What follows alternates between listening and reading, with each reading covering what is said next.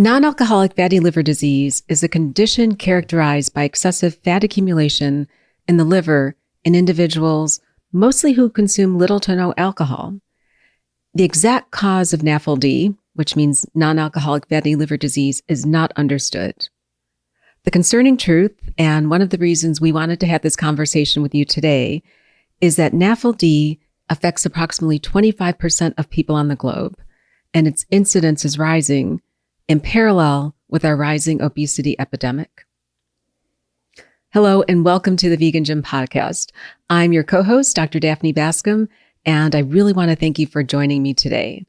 Today, we have a special episode featuring two amazing individuals. We have Angenette Dixon and Coach Marc Hayes, who are here to share their story about Angenette's progress in the Vegan Superhero Academy, but most importantly, her progress toward a healthier her.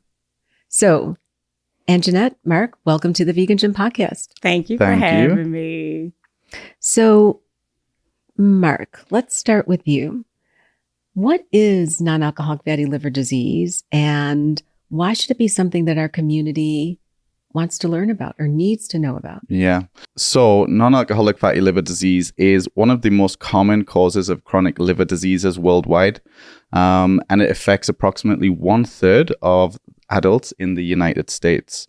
The disease is becoming a global epidemic as a result of the rising rates of obesity and metabolic diseases, as you mentioned a little bit earlier. And basically, non-alcoholic fatty liver disease is something which is diagnosed when we have up to or greater than 5% liver steatosis, as it's called, which is basically just fat buildup within the liver. So that is how it is diagnosed. And there's multiple ways to diagnose this, mostly without going into in-depth liver biopsies, which is a little bit more invasive. It's typically going to be like an ultrasound or some type of scan that's going to actually assess that. There is some blood tests that can also diagnose any type of liver injury as well. So like high levels of AST and ALT, typically they are good indicators of some kind of damage to the liver. So this is kind of how you would assess that and diagnose that. And it is the thing with non-alcoholic fatty liver disease, it is quite tightly linked to things like, as Daphne already said, obesity, diabetes or pre-diabetes, type 2 diabetes, insulin resistance. So it's all very tightly woven into these metabolic conditions that a lot of people in the modern world kind of face. Mm-hmm.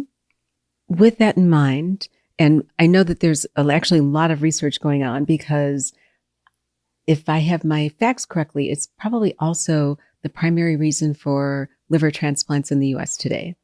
Yeah, that is, I think the research that I was looking at was, it is one of the primary reasons above things like alcohol abuse, if I remember correctly. So it's very prevalent, and it is becoming more and more of an issue within the developing world, and even around the world. This is not something which is just a Western disease, although sometimes it's commonly thought it is. It's actually happening everywhere in the world, and it's basically seems to be matching the same rate of progression as obesity. So you can, obviously we don't know exactly what the cause of this is, but it's seeming that it is something which is tightly linked to weight gain and other metabolic conditions like diabetes, insulin resistance. Just like we see myosteatosis. Yeah. Yes. Yeah. So it seems to be quite common when you actually look at what the treatment protocols are right now, because those things are, these are being discussed as what's the most effective treatment for non-alcoholic fatty liver disease. And it seems to be weight loss with a combination of activity and, consuming more plants, which is also very helpful, which we're all very familiar with. So it is a big problem, but it's very preventable. That's the great thing about it. It is preventable. We just need a little bit more education around food, exercise, movement. And yeah, that's hopefully what we can dive into a little bit more today.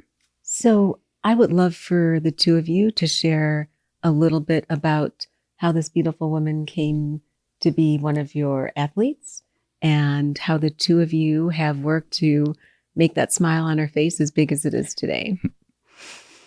Yes, definitely. So, so obviously we started working together. Wow, it must have been like well over a year ago now. It'll be a year next week. And September next week. There we go. So my veganversary is coming up. I love it. Is that your veganversary too? Veganversary, September 4th. Yeah. September 4th. Okay. Yeah. Congratulations. Thank you. Happy veganversary. Yeah, thank you. So yeah, as Angenette mentioned, before starting with VSA, she was not vegan. So she's transitioned fully vegan, done it extremely gracefully. Thank you. Listened to the instructions. She was naturally a little bit, worried at first, like how am I going to get the flavors and get the food that she likes? But now, if you look at the photos of the food she's making, it's extremely impressive. It looks delicious, and tell me a little bit more about your journey into VSA and into veganism and how that's been. Absolutely. First, thank you guys for having me so much. I appreciate that. So I thought about it. I actually prayed about, what was going to make my body thrive. Mm-hmm. I've been through quite a few programs. Some were very restrictive and non-sustainable, but the initial, the accountability was what I really needed. And so in looking back over that, one thing that has been consistent is that I thrive in accountability. Okay. And I know that about myself. So having the opportunity to join forces with Coach Marc and have some level of accountability as well as direction. I've been called the coach's coach. Like if you put me in a group and then I learn what I need to know, then I will help the next person, right? Perfect. And so if something's been said, I'm like, girl, don't do that. Let's try this. This is what they said a few minutes ago, right? This is what they said before. So I do well with coaching. I do well with accountability. Those were some of the things that were very important to me when I sat down with the first interview, was that I would have somebody to hold me accountable, as well as the education piece. Because you don't know what you don't know until you don't know it, right? And so I didn't know what I didn't know. And this was new for me. I tried vegetarianism, whatever. Yep. I think I jacked that word up, but y'all know what I'm saying. Yep. Trying to be a vegetarian. And I thrived, right, for a while. But then I convinced myself that I needed meat. And I got sick as a dog. But I worked through it. Isn't that crazy? Just still making some solid choices that were good for me. So once I got introduced, I played with, vegetarianism, went back to meat, pescatarianism. And I just literally for about 2 years just stayed before my Lord and Savior and just asked him, what's going to make my body thrive? And he showed me the things that were coming when I ate a lot of plants, when I ate a lot of fruit, vegetables, those things, I thrived. Right. And so I said, okay, let's do it. Made that decision. And here we are today, just looking at all the amazing benefits. So we talked about NAFLD, right? Yeah. Non-alcoholic fatty liver. I had that diagnosis before, coaches, right? And got rid of it, but the program was not sustainable because I didn't make the mind shift. All of it has been program-wise. Now, I will say this. I'm grateful for everything that I tried because I know what doesn't work, right? And what does work. So I can take some amazing pieces from those programs. Because one worked to really get me off my medication for diabetes because I was diagnosed with type 2 diabetes as well. And so I appreciate that, like hands down, because I woke up and said, I'm not taking this medicine anymore. I'm not doing it. What do I need to do to stay off of it? And I've been off of that medicine for almost, 3 years now? Okay. Maybe 4 years. And so having non-alcoholic fatty liver disease diagnosed again, and my doctor said, I'm sending you back to the liver clinic because you've gained your weight back and I want to make sure you haven't done any damage to your liver. I was like, yes, ma'am. Okay. And so this time it was a little different because I know with what I've learned throughout all the programs woven together and making this a lifestyle. Yes. I enjoy playing with the foods. I never would have thought somebody with me like tofu. No. I love tofu. Let's be real clear. I love experimenting with the recipes. I love trying different flavors, like sprinkling stuff on it. Never would have thought that. But here we are today. And from my photos, I can have tofu almost every day. Same. So just being able to have that option to become a lifestyle, I think I'm just super excited about that. Angenette, if you don't mind my asking, so how long have you been focusing on your health? I mean, Oh, wow. I heard you mention you had had prediabetes, and you had 2 diagnoses. NAFLD was diagnosed at 2 different times. How long have you been trying to navigate your weight? And did anyone talk to you during that journey about, 1, plant-based nutrition, but 2, what could be the outcomes if you don't find a sustainable pathway forward? 2012 is when I actively, I guess, my adult life, I was somewhat of an athlete growing up, of course, cheerleading and all that good stuff. But 2012 is when I started to more so physically focus on that. I stopped eating beef and pork a long time ago. So that was like, it's not that I didn't like them. They didn't like me, right? Beef didn't like me. And I just saw what pork was doing to my family members. And I was like, I can just give that up. Because when I ate everything. Like we talked about it on the way here. Were you eating chitlins? I ate chitlins. I ate hog maws. I could eat a whole ham. No. My sisters got tired of me and told me, because I'm the youngest girl. I have 4. It's 4 of us, and so when I would come home from college, right, they was like, "You need to bring your own ham because you're not going to eat up all our ham. So we'll cook your ham for you." That's too funny. Isn't that funny? And so one of the guys we were talking to at the airport, just hanging out, he's like, "Okay, Miss Whole Ham," right? And so now, I left those things alone. So 2012, to answer the short answer, 2012 is when I started looking physically and started just trying to eat better. Yeah. But I liked what I liked, and I liked meat. No. I loved meat, right? Let's be clear. So 2012 is a short answer of when I started to really look at that. And so here we are, 2024. So about 12 years. Yeah. We've been working at this. Did anybody ever talk to me about plant-based? Is that what you asked me? Trying to think. Yes. Not directly. One of the programs that I did that I have to give a lot of credit to, the one that helped me to really get off of the diabetes medication, which was Extreme Accountability. And I really, really appreciate that program. They talked about eating the food that God calls food. So being in my word, I know what that food is, right? Eating as close to its original state as possible, and don't let any one food become your God. So that happened in 2021, I believe. And so between that time and 2023, you're talking about NAFLD twice, right? And so apparently I needed to still make the mindset and the lifestyle change. And so when you say how long you've been, transitioning, for me to be in this for a year, that's amazing. And I love the food. So it's no going back to, okay, so now I cut that out. Now you can go back and pick that up because you've lost the weight. No. That's not the end goal. No. The end goal is for this to be something long term. And I just absolutely love Coach Marc, because when I'm, texting him all frantic, he said, "I want you to be able to pick this up 5 years from now." Right? I'm trying to get my Marc accent up. That was a good one. 5 years from now, right? And I wish I spoke that well. Right. But be able to look at this and say, hey, the guesswork is done. The heavy lifting is done. I know this works for me. And so I'm just grateful that it really does work, and I feel tons better. And want to turn it back to Coach Marc, but before we do, I could tell from Marc's look that he didn't know what chitlins are. Oh, bless Yeah, chitlins. I'm like, I'm not 100%. What is that? Do I want to know? Maybe I don't want to know. Yep. Not on this podcast.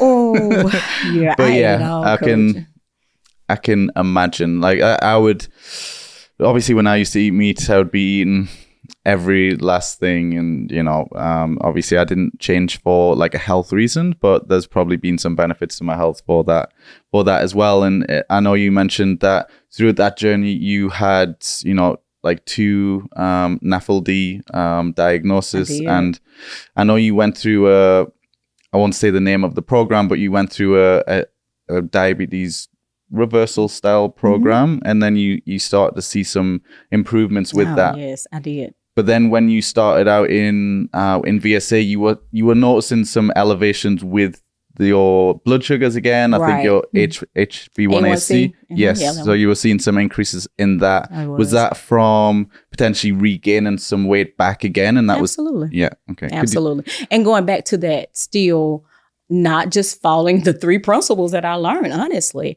So going back to that, I saw my numbers. I knew my thriving spots, like my fasting. If I take my, glucose every morning, Mhm. even now. And so if I know 100, that's why I want to kind of make sure if I'm getting up in the morning before I do anything else, it's 100 and below. Well, when I start seeing 101, 102, 110, 112, for me, I'm like, no, Angenette, you've been in the safe range before. So what are you doing? Or when, 80 is like, 80 to 100, that's my thriving spot. That's my sweet spot. No pun intended.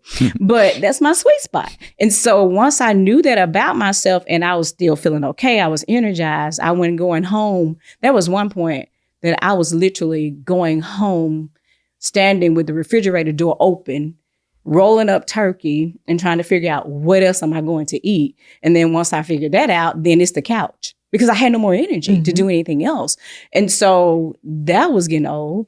I had type 2 pre-diabetes diagnosis a couple of times, and I would catch it, but I would do a quick thing like, I'm going to eat greens and leans for about 2 weeks, and then I'm going to trick the doctor, and the numbers are going to be okay. Right. But then I'm going to go back to eating the way I was. So that was just not, that was just not good. That's not sustainable. And so having that knowledge and just looking back and just really inspecting, like he said earlier, just what did not work was able to help me with that. But yes, I had those 2, almost within like a year and a half, they called me back for my colonoscopy. Usually they let you go 5 years. She was like, no, you got to come back. And so when I went back, she was like, she done gained her weight back. Told my husband, like I wasn't even there, lady, I'm sitting right here. She done gained her weight back. And this is serious because I want to make sure you didn't do any damage to your liver. And so I was back at the fatty liver clinic working on this again. And so with the diabetes, of course, going back to eating the way I used to eat made my numbers go back up. Although I had learned some amazing things, applying them. Knowledge is power, but wisdom is application. Yeah. I got to be able to apply them. And so now being able to apply those things that I learned plus VSA has just been super beneficial for me. Does it make sense? Yes, it does, definitely. Yeah, I love that. And so that was the starting journey into VSA. And then with your health from like a HbA1c perspective, from a liver or like a NAFLD perspective, what has changed since starting out? Have you seen improvements? Yeah, and even being vegan, I still know what makes it's certain foods that, would totally derail me. And then some that will make me thrive even more. And so learning those pieces of the puzzle help as well. Even this morning when I got up, I said, okay, let me check this sugar. Okay, we below 100, we around 94, yay. So I'm doing something right because normally, during this time I would be at work. Right. So just learning even those, because even though we're vegan, there's vegan junk food. Oh, yes, absolutely. So, Oreos could be vegan, right? So, that's vegan junk food. And just having the liberty to eat like fruit. There were certain fruits that I knew before coming into VSA, they were just going to spike their sugar regardless. And some of them have a higher glycemic index than others. And I understand that. But I'm like, I can't eat it ever? Like never in life? Being able to have that coaching from you, Coach Marc, was like, no, we need to focus on, you're in the deficit. Once we get the weight off, we'll look at those things. Yes, certain things will cause it, but you can have this fruit. And so having that, I'm like, yes, let's go pineapples. I don't eat them every day, but let's go watermelon, right? And so not saying I can't eat them ever. And that's not the message that, we want anybody to have, but also be like, okay, now I'm in this period. I really want it. And then once you get it, it's like overdrive, but just knowing that you have the liberty to sprinkle those things in and enjoy your food and, Yeah, because flavor was really important to me. Mhm. And I was like, is this going to be all right? You know, I'm going to be eating cardboard. Who want to do that, right? So it was really important. Yeah, man. Yeah, okay. But yeah, I didn't want to eat cardboard. That's it. Yeah. You're not the first so person that said that.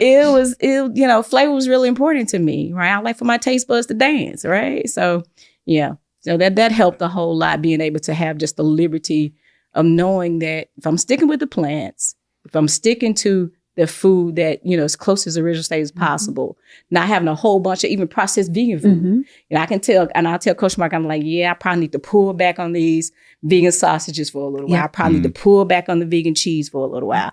I probably need to eat a few more salads. And we have that relationship to where we can have those kinds of conversations. Yeah. But you also have the knowledge. So you're being proactive now rather than being reactive. Right. Right. Yeah, it's amazing. It's I think when you talk about things like blood sugars and I should avoid all fruits and carbohydrates as a whole, I'm not a big believer on that, and it's very short-term thinking where it's okay, yes, you could eat some pineapple and then do a blood sugar test 30 minutes later and be like, oh no, it's like through the roof. But that's the normal process inside of the body, and although technically you could look at that in isolation and say, well, high blood sugars, pre-diabetes, this is bad. But that's on a very, very small period of time. But when you think about the context of what we're aiming to do, which is calorie deficit, weight loss, building good lifestyle habits, thinking about it more as a long-term effect. And when you start reducing your weight, reducing the visceral fat, reducing the hepatic fat, the fat inside of the liver, the foods really that got us there, for the most part, as long as we're focusing on good, clean foods, we're limiting those processed foods. Those small blood sugar spikes that you might see from eating fruit are nothing to worry about at all. So I do see that from a lot of people that do worry about like fruits or carbohydrates as a whole, and try and aim for, like you mentioned, just rolling up the turkey and going for like the keto approach, like that's the only way. And I think a lot of people are afraid of that. And it depends on obviously what the cause is specifically for you for type 2 diabetes. But a lot of it is, related to weight gain. So, hey, let's just clean up the diet a little bit. Let's focus on weight loss. And over time, you'll see that all of your blood sugar levels, your hemoglobin, glycated hemoglobin, everything's going to normalize over time. But the main thing is, can we do that? Can we lose that weight sustainably? Can we get onto a plan and a program where we can actually consistently lose weight and not just do a quick fix, like 6 weeks. Okay, I lost a lot of weight. I saw some improvements in my blood work, but then I learned absolutely nothing. And then I just regained that weight back. So I think you've done fantastically with that. Thank you. Yeah, very proactive with your health now. Yeah. Yes. Thank you. So we talked about food, and it sounds like, are you eating off a meal plan right now, or are you just intuitively eating? What do you think? I think I've been playing kind of with them a little bit. The recipes that we got from the beginning and a couple of recipe changes. And then just experimenting with the tofu. I still measure stuff except for this week. Right. I'm super None of us are stoked about measuring this. this. I'm like, yes, I don't have to weigh anything.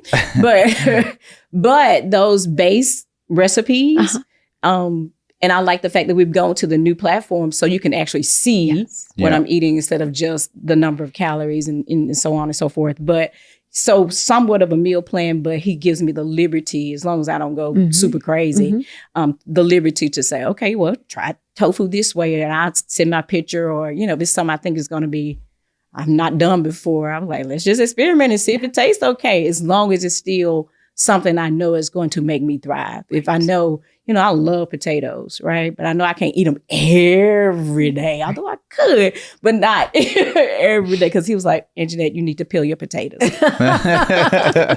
you didn't tell me this 3 weeks ago, right? Well, I'm just not seeing that you're leaving the peeling on your potatoes, right? So just knowing what I like as basis, and then just building from there. It's been really fun to play with that, because he was like, that tofu looks amazing. I'm like, I didn't think to put it on the grill, but I did it now. Yum, grilled tofu. Yes. Yeah, it's amazing. Yeah. So yes, we haven't really done a lot of, like, we started off initially with a specific meal plan, but then over time, I prefer to give people a little bit of free rein. I don't think that, although meal plans can be really great starting point, following a meal plan for 12 months it's not ideal, because you don't learn anything, with that. No. Like, you'll get great results. Real life. Yeah, it's not real life. So I still like to have a little bit of some tracking in there. So having, using a calorie tracking app, and then having some flexibility, because then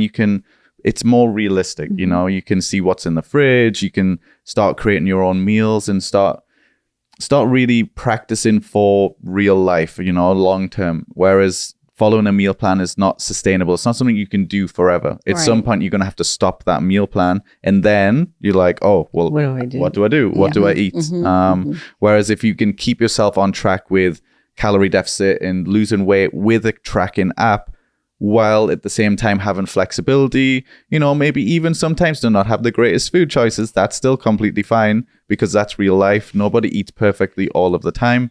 Ideally, we would aim for the 80-20 rule, where you'd have 80% whole foods, maybe 20% a little bit processed. In an ideal world, you would say 100% whole foods all of the time. If we can get to that, amazing. But if a little bit of processed food slips in every now and again, it's not the end of the world. And the tracking with a calorie tracking app allows that flexibility, especially when you're trying to learn those better habits with food while still hitting your target numbers and still losing weight and getting great results. So, and that's the thing you've been focusing on with me, is making sure I'm tracking and looking, because I can always go back and make sure, as my old pastor said, God rest his soul, see what made what do what. So what caused this? When you have it to that level, and that's why I know I do really good when I see stuff, so I can always trace it back to what made this number do this. And over a period of time, it's not just like one day, right? But over a period of time, you've been eating this for like a month, right? And so you've probably not moved a whole lot. Whereas you remember 3 months ago when you were eating like this, right? And so that gives me the liberty even to look back. And that's super helpful to be able to look back and say, okay, yeah, during this time, this is what was going on. So now let's look at this time and compare it. So I think that's really, really helpful.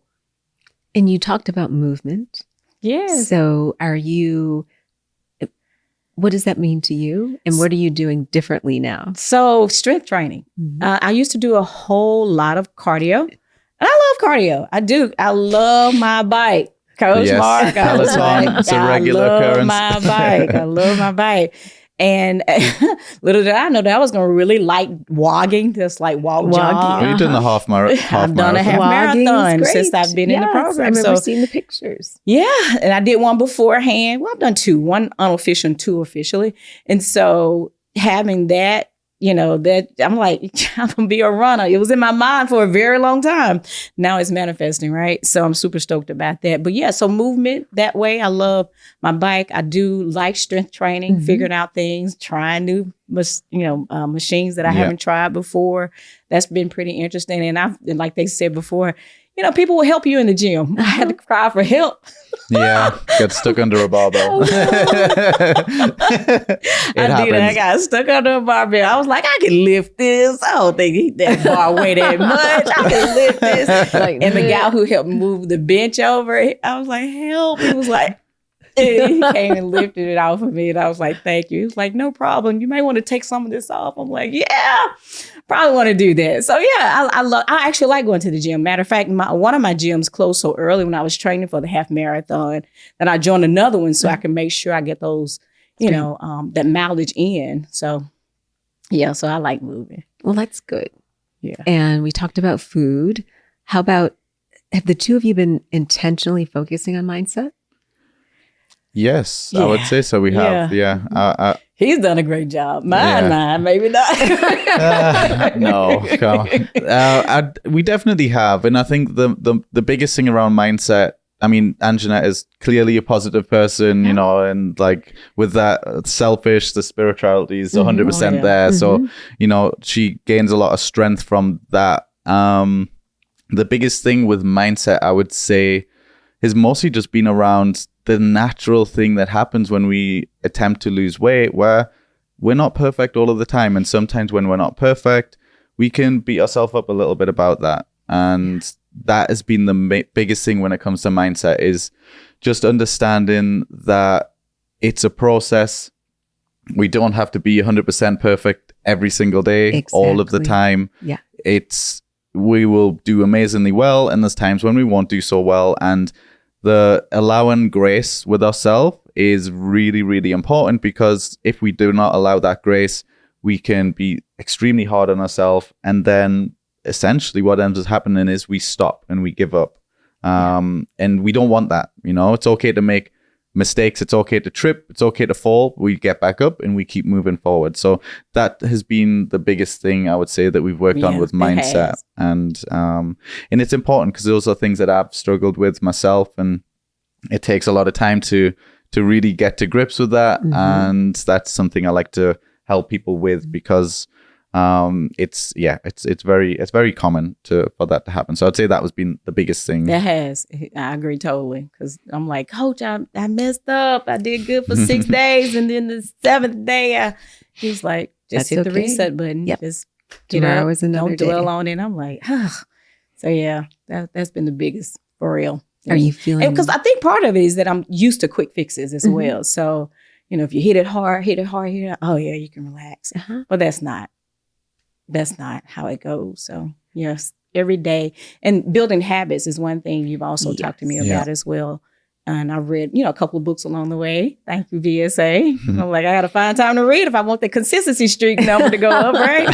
So, reading those things. And it's so funny, because even in my work, I see a shift towards, habits, building habits for efficiency. Even in my church, I see habits, what we do, being disciples and making sure we put forth our best effort to show up every day as best as we can, right? To make sure we're making other disciples. That's really important to me. Making sure, because I'm used to being there for everybody. So having to focus, on me. And here's the funny part. I want to be better for me so I can be better for other folks, right? And so that's one of the driving forces as well. But quick fixes, we want those. But having that shift, like he reminds me often, you got to move forward. This is just not right now. This is long term. This is long term. This is long term. So that's been one of the biggest things he's had to remind me of as well. This is for the long game. Yeah, absolutely. Absolutely. Marc, what have you learned in working with Angenette around what would be some key messages that you may want to share with other people? Not that they were at the point of having NAFLD. And Angenette, I want to ask you the same thing. If someone's on a health journey and you've seen the prediabetes, or you're there and back, maybe you're there back and forth, or even step back and you're seeing the scale changing consistently, going back up, and your doctor's telling you, well, you gained those 10 pounds again and you lost those 10 pounds again. And the yo-yoing is not good for you physiologically. But what have you learned that you can share with other people so that they can be proactive? I like Dr. Batiste, make an intervention early. Intervention can be treatment, or intervention can be action. And we want to make things actionable so that people can be empowered to make a change. Yes, 100%. I think first time personally working with somebody with NAFLD. I didn't know that. So it's clear that this works, a testament to that if we can focus on weight loss as a primary thing, this is the first time personally working with somebody with NAFLD, and Angenette is a testament to the principles that we focus on do work. So focusing on losing weight, weight loss, trying to reduce overall body fat and fat around our organs, that's going to have a positive effect on reducing the fat buildup within the liver. So if you can focus on this alongside exercise, that is going to be really key to basically improving our health. And that's the main things we want to to work on, in my opinion, and having that experience working with you just shows that these are the preventable things that we can focus on. These are the things we can put into action.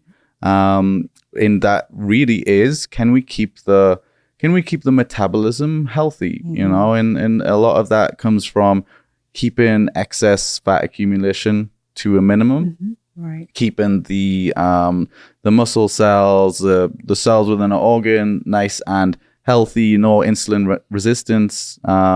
Just basically allowing the metabolism to function as it should. And with that, we can the food obviously has an important impact on that, but it can give us a little bit more freedom as well with food too, which is sometimes helpful, but it's just, overall, it's just, it is a testament to see, you know, what you have achieved from following that guidance of weight loss, more plants, and, you know, the results speak for themselves. Good deal. Good deal. And lifting heavy. Yes, lifting heavy. That has probably been this biggest change for me, is the weightlifting piece. I've done before, like 2012, when you asked me when I started, we did like boot camp type workouts, and they really worked for me as well. But I think having more focus on structured, you know, heavy, as you say, on that type of workout for me has really proven to be beneficial over the long haul, because I could kill some cardio, but that strength training, that was not always intentional. Yeah. I would do it sporadically, if that made any sense. And so I looked at, before at VSA, even looking at a trainer, because I was like, okay, that's the piece. Now this is the next step, is to incorporate the strength training piece into it. And so luckily I joined VSA, and it was, you know, planned out for me based on what I could do on my busy schedule. But having that time to carve out for me to make sure I'm strength training at least 3 times a week. You know, if more possible, but at least 3 times a week. I think we started out with 4 times a week initially, but having that piece in there has been very good for me. It's been very beneficial. The other thing is, I think we've heard it said before, you can't outwork a bad diet. So you can go kill it in the gym, right? Crush it, as we say here. But then you go eat all this crap. So the piece for me is like, why all of this works together. You can't just have one without the other, right? You got to have it all work together. And so you asked about, Dr. Batiste, the spiritual aspect for me, being grounded and understanding that just because it's hard doesn't mean it is not doable. Correct. So I've done some hard things. And that was one of the pieces that you helped me with. Because I had an expectation, because I've done a half marathon before. So now this one, I'm going to crush it. Right? You know, it's going to be better. And it was about a few minutes, right? Although they changed the course, I was like, oh, but he had to remind me along the way to enjoy the journey, enjoy the progress that you've made. You're not as far off as you think you are, right? You were here last week. But look at where you've come over these 6, almost 12 months.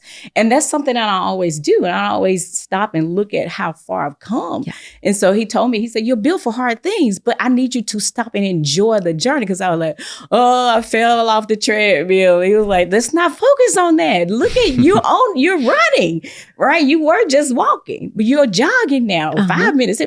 So look at the progression along the way, because I didn't get this way overnight. Right. And I'm not going to, you know, it's not going to just reverse itself overnight. So just looking at the progress, if I had anything to offer anybody, look at the progress along the way. Look at how far you've come. Look at the work you put in and apply that. And I have to talk to myself like that, girl, we did that, right? I have to stop and say, you did that, girl. Yeah, we did that. So, you know, and I'm good. I'm everybody else's cheerleader, but sometimes I forget to cheer for myself. Like, that's important. It's okay to say, you know what? I'm grateful that I'm here today, and I'm not as bad as I used to be. I still got a ways to go, but look at what we've done. So I'm grateful. That's a beautiful mindset. So what would you say to Angenette 10 years ago? Oh, wow. If you could go back and tell her based on what you have learned today. Yeah. And what message do you have for future Angenette? Okay. If I had to go back to Angenette, oh goodness. First, I would apologize to her and say, you know, I'm sorry. didn't make the best decisions. Mm-hmm. But girl, your future is so bright. It's so bright. We're going to get this thing right. Hang in there with me. Have faith. Let's believe together. Let's work together. I acknowledge that I didn't always treat you right, Mm-hmm. but I'm going to get it right now. We're going to do better. We're going to be better, right? And for future Angenette, girl, you just don't know what's in store for you. It's going to be good. It's going to be real, real good. Just hang in there. Just hang tight. That's what I would say to her, because we're getting better, right? And we're going to be better spiritually. Right. We're going to be better mentally, because that's really important to me. I have a background in mental health, so that's really important as well to check in, Mm-hmm. right? Have those messages affirm her. Yes. You know, this Angenette needs to be affirmed more, and I need to be responsible for that. And so looking down the road, that future Angenette would be like confident, understanding still that operating humility, because I'm here to serve. It was important for me physically, spiritually, mentally, to be connected to something that's going to further Mm-hmm. my ministry, that's going to free me up to be authentically me and still be received, right? Now, I can be me, but it's up to you whether you receive it, Mm-hmm. right? So I'm going to present the best me I can with the hopes that you will hear the message that I have for you. So for that future Angenette, I would say to her, just get ready, because we got places to go. We got people to see. We got things to do. I love it. That was beautiful. I love it. Angenette, a lot of women, as they go through midlife, struggle with their weight. Yes, Lord. It's okay, though. How have you tackled midlife? I'm calling it midlife because I'm not going to say how old you are on the podcast, but just knowing that midlife can span many different years. Blessed. How has midlife treated you from a health perspective? I mean, Ooh-wee. changing as a woman is hard. It is. How has that played into your journey? Ooh-wee. Ooh-wee. So just having, I think, knowledge, and I will be signing up for your class, and we'll talk about that later. But yeah, just having some type of knowledge base as well as support. Yeah. That's really, really important. I've had friends that have had to go to, girl, did that happen? Girl, just make sure you keep you some ice, right? Or something to cool you. Y'all, you get me? You know where I'm going, Power right? surge. Yep. So just, that, and it has been some fluctuating. No lie. If I step on that scale every day, I'm like, Marc. He was like, do your clothes fit better? And I'm like, well, coach, they do feel a little bit better. He's stepping, so that Step away from the scale. Yeah, right. And so just having that type of support as well has been very beneficial. And then having people who've done it before, having access to those resources is really important, I believe. Agreed. Marc, anything that you want to share to wrap us up for today? I think, again, thank you, Angenette, for sharing your story. I think it's amazing, and I know that you're going to continue to crush it. You're going to continue to see improvements in your health, and the most important thing of all is, I know that you are going to continue on beyond and never go backwards with your health. Right. That it's only going to improve even more, which is the best thing about this, because we don't want to lose weight for a short period of time, see some good blood work, see some improvements in health, for us to then go backwards and then to go to that place where we started out. So I know for you that we are building great habits, and that won't happen.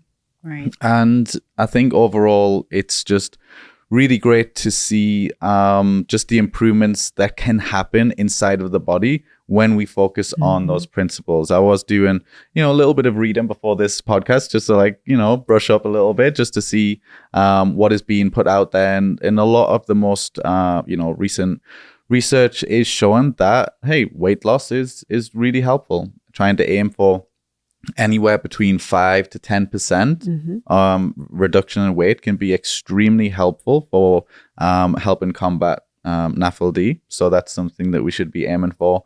And reducing animal products, reducing things like saturated fats, reducing processed foods, and incorporating more whole foods and more plants are really showing up to be extremely beneficial to improving our health. And it makes sense when we think about what whole foods kind of offer us. They offer us a lot of fiber. They can help us maintain and stabilize blood sugars. They can give us a lot of food to eat while also not providing a ton of calories.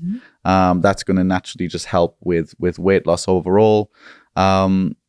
There's also research showing that there was a research that came out in 2023. It was published in 2023, and they followed about, I think it was about 150,000 like people, and they assessed a plant-based diet and its effectiveness on reversing or treating NAFLD. And basically, they even found between the group of people who are following a healthful plant-based diet and an unhealthful, because like you mentioned before, Oreos are vegan, you can do this in a non-healthful way. Right. So basically, the people who had the greatest success ultimately were the people that had the more healthful vegan diet, that more whole foods, plant-based diet, essentially, compared to the unhealthy processed food approach, which is still can be commonly seen in the plant-based world. So it's it's just amazing to see that. And so if we can focus on those key principles of, okay, first things first, weight loss. Can we do that in a sustainable way? Because we don't want that weight to come back on, because that's going to take us back to the starting line. The second thing was then going to be food. Diet quality plays a huge impact, a huge role in what we can see with NAFLD, specifically with a whole host of other like comorbid diseases as well. You can see improvements from the quality of the diet alone. But we need to focus on that as number 2. So number 1, we have weight loss. Number 2, we have diet quality. And then number 3, we want to incorporate some level of activity in there, strength training, some cardiovascular training, because it's gonna help build muscle. It's gonna help keep the metabolism healthier, for lack of a better term. I know it's a very vague term, but it's just going to allow ourselves to be super healthy. It's allow us to get some activity. And it depends on what type of thing we do for work, but a lot of people, they may be behind screens at desks, working hard, but not moving the body so much. So the gym and getting active in some way, shape or form it's almost essential now for everybody. So those, I would see those as kind of the 3 main principles, which, I mean, I've seen in action and practice with yourself being effective. And then also looking at the research, it seems to line up really well with those, with those 3 things. Awesome recap. Good deal. Angenette, yes. Marc, thank you for being on the Vegan Gym podcast. Angenette, do you have any last words of wisdom you would like to share with our community? I think it's just real important when you really want to make an impact, because that's what I'm here for, to make an impact in lives, period, across the board. Seeking the source who made me. That is important, because they know everything about me, right? And they know what's going to make me thrive. So when I'm confused or when I'm not clear, I can always go back to that source and stay connected. That's important. I want to be better for the future and for ministry. In order to do that, I got to be around, right? I want to live as long as the Lord says I'm going to live, right? And I want to be effective. I want to add life to my years. Does that make sense? And so if I had any parting words, be true to who you know you're supposed to be. Seek your source so you'll know what you're supposed to be doing. Be authentic and be the best you that you can be. That's what's important. And that's what's going to draw people. And then I can share my message about what my ministry is, how I want no one to, to have these struggles, right? No one to have to struggle when there's information available, right? Across the board, mentally, spiritually. If I got it, it's yours. Yep. So if I can share, it's yours, right? If I can encourage, I got you, right? So I want to be able to be that best person that attracts and yet gives, so that you can do the same thing. You can go on and we all can enjoy life together. Does that make sense? It does. It does. So that's important to me. That is real important. So this has been an amazing conversation. Thank you. And I want to compliment both of you because you are glowing. You are so radiant. Thank and you. I mean, your energy, your spirit, you can actually feel it. Oh, thank And so you're, whatever is in your ministry going Oh, forward, bless the Lord. you will have a huge impact on people Thank you. just by having people listen to your story. Thank you. That is impactful. Thank you. Thank you. Because if you touch one life, that is worth it. I have a lot of people to thank. Seriously, I do. And they know who they are. The people that taught me the principles about the food, the SEAL theory, I knew about that. And just a whole lot, believe it or not, one of the things that kind of scared me. My folks have always been very supportive. My family, my immediate family, they've always been supportive. Okay, there she's doing something different again, right? But they always, okay, you eat zucchini squash? My sister likes it, so we're going to make sure we have some of that. So they always, whatever I'm doing, they've been very, very supportive. But some of the friends, I was like, yeah, I can't go to that social event. But now that I can navigate those things, and they like, do you have food? You good? Yeah, That's okay. good. Are we okay to go here? Yeah, we can go there. I can eat, this, that, and the other, and something other than a salad. Yeah, right. And so having that meant a whole lot. Now, I was still going to do it regardless because, it's my life. Right. But having that makes it a little bit easier. Awesome. Well, once again, thank you. And thank you, Marc. What you're doing, the two of you together, is just phenomenal. Thanks. Thank you for joining us on today's episode. We hope our conversation has shed light on the power of plant-based nutrition in managing and even reversing non-alcoholic fatty liver disease. I want you to remember something. Our health is in our hands, and the food we choose to nourish our bodies, it can be a very powerful tool in our journey toward wellness. If today's discussion inspired you, consider taking small steps, just like Angenette said, toward a healthier plant-based lifestyle. Your liver, your entire body, the animals, and the planet will thank you. Thanks for joining us. I look forward to seeing you on the next episode. Please be well.